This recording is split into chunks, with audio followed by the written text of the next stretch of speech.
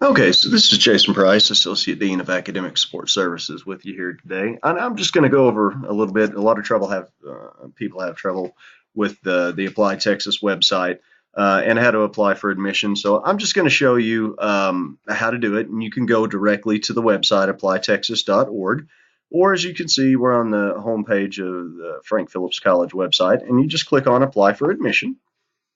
And this should take you straight to the Apply Texas. This is what just about every college in the state of Texas uses. They at least have to give you the option to use it. Now, if you've already attended it and you've already signed up for a free account, you can just log in directly here.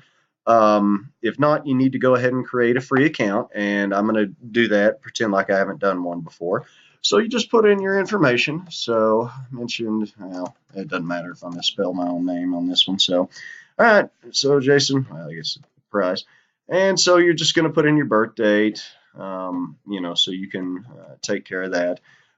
Put in your place of birth. So we're in Borger, and this is Texas. Now, if you're an international student, you're going to put the country instead, and then your current grade level. If you're a dual credit student, if you've graduated high school, if you're transferring in, if you got any graduate degrees, you're going to put that in. If you're a U.S. citizen, it's not going to stop you from enrolling. That just lets us know how to classify you. So you can put in your email address here. This is my email address if anybody needs to contact me. And then you need to go ahead and put your permanent address. So I can put the permanent address of the college here. And that's here in Borger, Texas. And so, yes, if any of you parents are looking at this, or anybody that realizes that they need to have something mailed, that 1301 West Roosevelt, that's the physical address of the campus. If you have a different physical address besides the permanent address, you can list that as well. Then you need to go ahead and put the phone numbers. So this one at 806 457 4200. That's here at the college, and then list if it's homework or sales. So for me, that'd be work. And then emergency contact. So parent, family, friend, anybody that if we need to get in touch with. And then if you're Hispanic, yes or no, then you're going to go ahead and you're going to list, what the ethnicity is closest to you is going to be, male or female, and then you yourself are going to create your own password. So we don't do that. What this is going to do is it's going to generate its own username for you. So the password, you can see it has to be 8 to 12 letters. Got to have, one letter. It is case sensitive, so be careful on that. And then you would just click Save Profile. And once you've done that, it's going to generate a username for you. Okay, so you'll have the username, which you need to write down, the password, which you completed yourself. Now, I mentioned earlier that I've already got one, so I can log in and I can put my username and then my password, and I'm going to log in. And in this particular case, I've already filled out my profile information. So once you've logged in, you've already filled out your profile information, so you don't have to go there. But now you can view your application list if you've applied to multiple places. But as you can see, I have not applied anywhere. So I'm going to create a new application now. And then it'll give you do you want to go to grad school, 4-year school? Well, in this particular case for us, you're going to a 2-year school.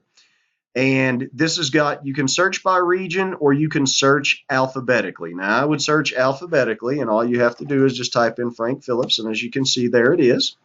Now it's going to ask you, are you a dual credit student? Are you still in high school?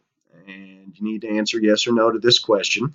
If you are going to graduate when you are going to attend Frank Phillips. So even if you're filling this application out in February, but you're going to graduate in May and you're going to attend in the fall, you say no. If you're a sophomore going to be a junior going to be a senior in high school, you'll put yes. So in this particular case, we'll say no. We're not a dual credit student. And so you'll do the entry. So let's say I want to do the spring, and it had our contact information down there. And now you're going to select your major. Now, some of you don't know what your major is going to be. If you don't, just put general studies. it's important for you to keep in mind that once you fill out this application and it comes to us, we can always change whatever we need to inside the system, but we need to get this in the system first. So let's say I'm going to be an associate of science. Okay, and so down here you can see the 5 pages that you're going to have to complete. And so you're going to have to go through all of these and put your information there. So we're continuing to the application, and this tells you your application ID number. So if you ever have to look it up, you can do that. So once again, it's asking you if you're completing this to apply for dual credit, and the answer is no. So you're going to need to put your social security number, and so you can, enter that in. Birth date, you can take a look at that if you have any other names or, those kind of things. If you're a U.S. citizen, and a lot of this stuff is going to be filled in with personal information. So you can continue there. And so as you can see, it's got a lot of stuff. And so you can save the changes. And of course, like I say, that's all the biographical information. So select type, work. Okay, so emergency contact. All right, like I say, all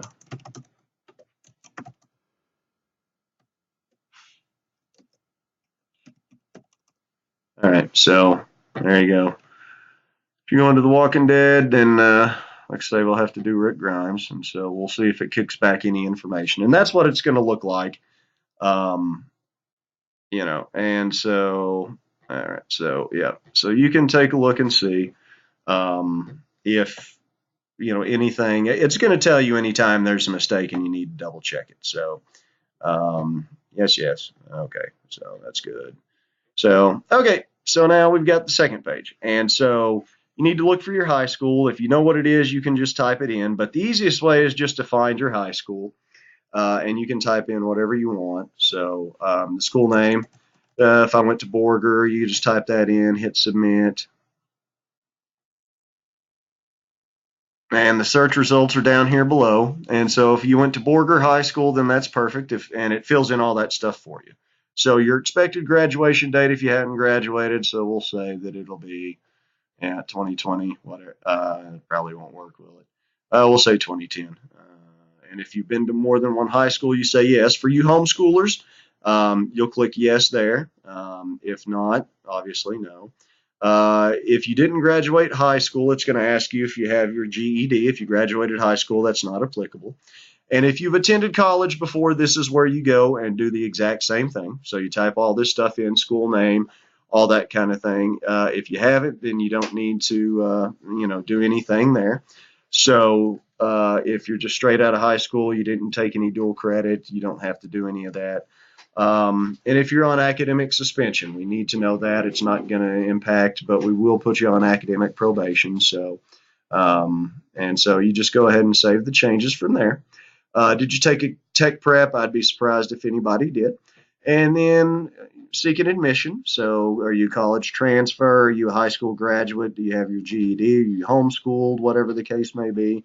Reason for attending, you let us know. Are you getting your associate's degree? Or are you getting a certificate? That means you're going to be a welder, cosmetology, nurse, those kind of things. If you're just looking to get credits to transfer to a 4-year to another college, that's fine. So, you can pick whatever. I'll get an associate's degree and save your changes there. And then this is the residency. It's asking, did you attend a public college or university in Texas over the last 12 months? And so you answer yes or no. And then what state are you a resident of? If you're from Texas, that's great. If you're from out of state, list that. And then once again, have you lived in Texas for 3 years since you graduated high school? So yes. And then will you have lived in Texas for the previous year? And that's a yes or no question once again. And so you come here and it's going to ask you to double check this. And so I'm going to save the page. Everything was true. Now, this one's a little tricky for some people. When you begin the semester for which you are applying, have you established residency in the Borger Junior College District for the past year? And If you've lived inside the border city limits for the last year, you say yes. If not, you say no. Okay, so this determines in district, out of district. People get in district if they've lived inside a border. Sorry for Internet people and anybody in Texas. You'll get in state, but you'll get out of district because you don't pay property taxes to the college. And so then you save and oh, let's see, unsaved questions. All questions have been saved. I forgot this one. So save and acknowledge it. Okay, yeah, so I acknowledged it and save and complete this page. And now this is asking you to check, and you can read all this. These are the disclaimers saying that you're telling the truth and that you're not lying about anything to us or to the state. And then you just come on down here, and you can see there's no application fee, so it's free to come here. And then you save and proceed to the submission. And then once you submit this, you won't be able to change it in any way. And it's got the application. And once you click the Hit Sub Now button, you're good to go. So you submit application now, and you are finished. It's going to give you confirmation, and it's going to put your application ID in green. Now, once again, I'm not going to submit it because it would actually go to some people that work here, and they'd have to delete it out of the record. But hopefully this is going to help you work through this a little bit. So remember, once you fill that profile information out, you're not done. You still have other information that you need to take care of, okay? So once again, this is Jason Price. If you have any questions, just call at 806-457-4200, and we're happy to help any way we can. Appreciate it. Thanks.